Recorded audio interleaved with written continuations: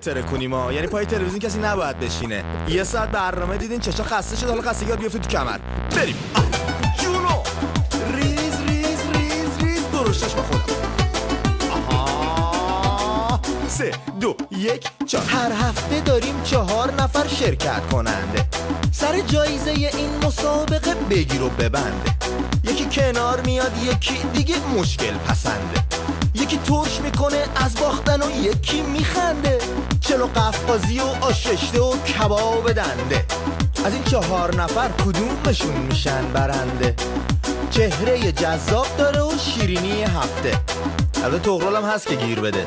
شرمنده بیننده داره میلیونی. بفرمایید شام. ای والا داره کارت درسته عمو تیام. پشت صحنه نشستی و میگی جلو نمیام. کلی هم خاطرخواه داری از مشهد تا ایلام.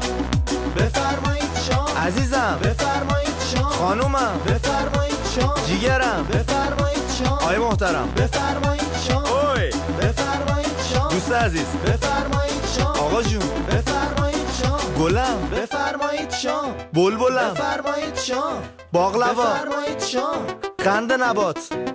حیوای من حیوای من چیکار کردیم؟ چرا اینجوری شدی؟ برای